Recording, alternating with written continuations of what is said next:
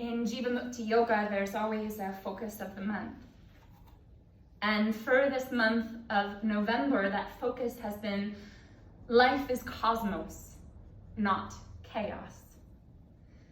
And throughout the month, I've really been reflecting on the different components that we as humans can create chaos for ourselves. Patanjali talks about yogash chitta vritti nirodha. Right? Yoga is when we kind of quiet those fluctuations, stop those fluctuations of the mind that create chaos. A focus specifically that I have for today is that life is a gratitude prayer. I find that in life, one of the most difficult struggles that I feel we as humans experience is the difficulty in holding space for paradox. Of holding space and witnessing the experience of gratitude simultaneously alongside grief. And how can our experience of gratitude not invalidate or diminish our lived experience of grief?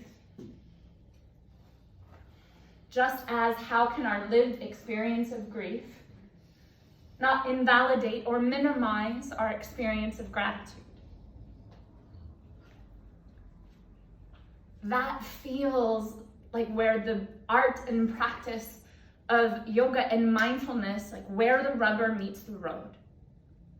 It's how can we hold space for the both and, for the paradox, knowing that both can be true simultaneously.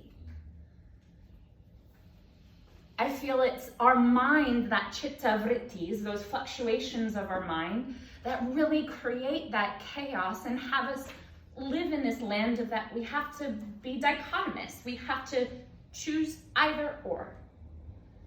And sometimes I feel when we're put in that position of having to choose either or, that creates suffering and chaos.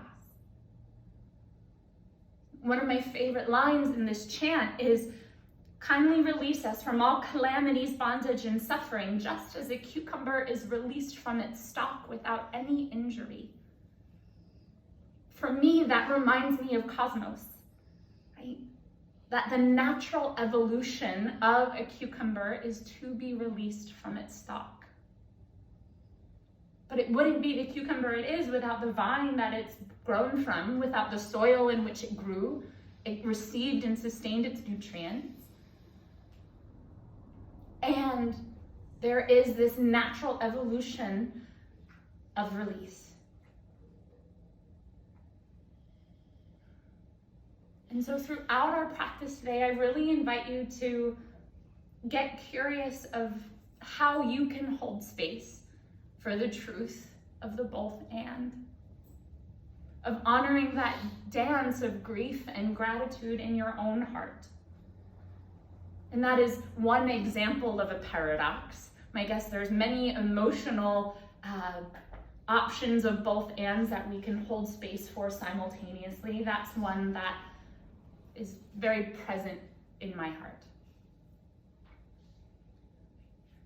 For I am phenomenally grateful for all of you, for being here, for sharing Saturday Sadhana, for helping be part of such a rich community of truth seekers.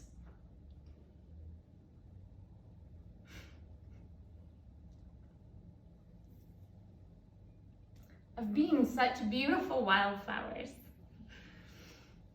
and coming together and being inspired by one another and exploring where these truths and where these teachings lie in our own heart, so we may be that radiant sun that inspires others to keep searching within for that spark, for that light within their own heart.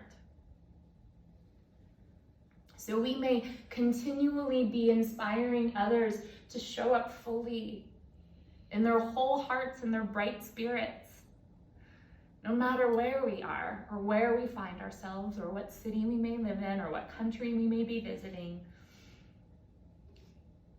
That is an inevitable, inherent, divine right and light within each and every one of us. And when we come together, we get to reflect it with one another. We get to share it with one another. We get to inspire one another. And how can we hold that gratitude in the depth of our heart, in the forefront of our mind? Simultaneously with the weight of grief of that cucumber being released from its stalk.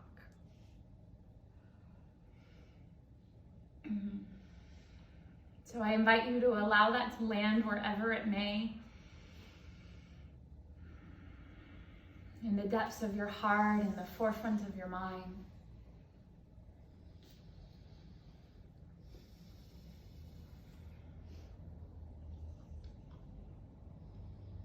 And may it carry with you. Sometimes when I say the word carry, I'm like, what?